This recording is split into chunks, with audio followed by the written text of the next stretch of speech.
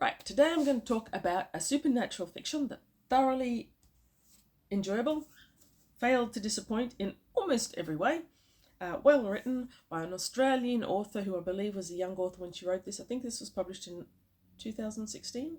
Who's Afraid by Maria Lewis. I really enjoy this book.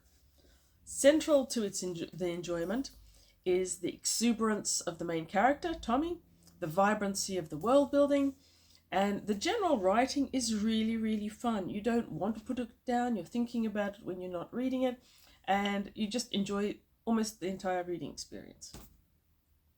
I came to it cold. In Brisbane, there's a great bookshop called The Avid Reader. It has new books, not secondhand, and it has quite a decent section of local and Australian authors that you might not encounter anywhere else. So I came to this book cold. I didn't realise it was a number one in a series.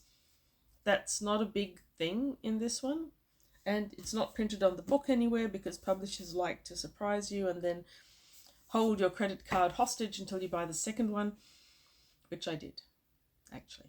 Normally I resist that particular type of influence, but I've bought new and read, I think, the first 6 of this series. Anyway, this book. Tommy is a young woman living in Scotland. She knows nothing about her father except the very little that her mother's told her, which essentially is that it's not going to be good.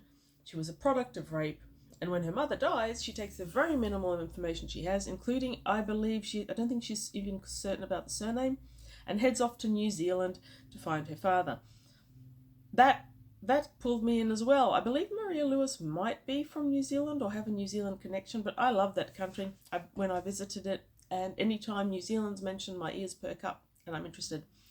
Now, what Tommy doesn't know, but we the readers do know, is that while there's not going to be any warm and fuzzy reunion, she's figured that one out, there's definitely a fuzzy element, because when she gets there and she finds her father's clan, it turns out it's a clan of werewolves, and through her father, Tommy herself is also a werewolf.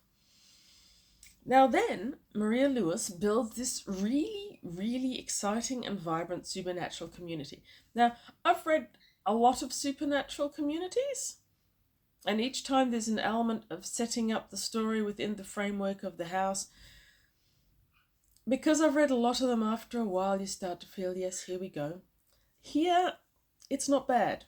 It's not bad. You learn as much about the world as you need for this story. You don't learn too much. You learn more every single book. I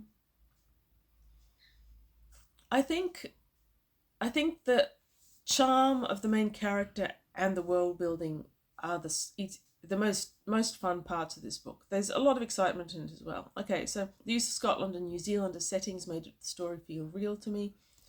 I like Tommy's circle of friends, and the way they develop, at least in the beginning, helps build Tommy as a character instead of too heavily focusing on the main character. It's like the friends used to reinforce their existence. Later on, when Tommy's become an acknowledged member of the supernatural community, she has to be trained, of course, because they always have to be trained. And somehow they always have to be trained in fighting, which is fine. I like fighting. The descriptions of the fighting here aren't too bad. Tommy, of course, gets a mentor, and this is where it starts to feel a little bit young adulty, because, of course, her mentor is supernaturally long-lived and supernaturally beautiful and supernaturally interested in Tommy, which is always the sticking point. Anyway, it wasn't too bad. I didn't hate the mentor. I've totally forgotten his name because they are what they are, right? A lot of the pitfalls that you get in this generic type of scenario don't occur. While I did feel a bit ho-hum about the world building, it was never too bad. Yeah, I think the story loses a bit of momentum while they're trying to describe the Trieste and the whole organizational structure, but it's still fun. There's no point it isn't fun. I gave this one 4 out of 5 stars, and it lost 1 whole star because while this stands as a very good standalone number 1 book with characters that I don't believe are going to continue significantly in other books, this is a story arc that ends, but before you reach the final cover, the next story arc begins.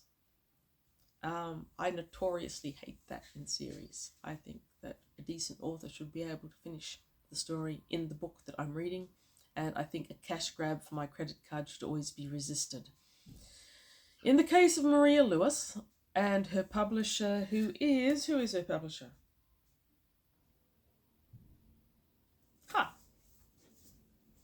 Not one of the mainstream ones. Piatkus, who I haven't heard of, but apparently Great Britain. Oh no, a Hachette. It's a Hachette.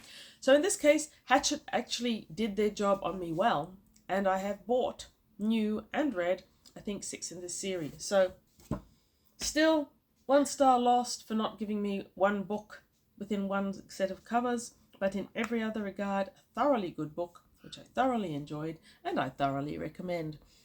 I wonder if it's really reached the international supernatural reading community as much as it should. There's a lot of much more famous but less well written books out there. I'd love to see its recognition grow, and I'd love to hear what you thought about it if you read it.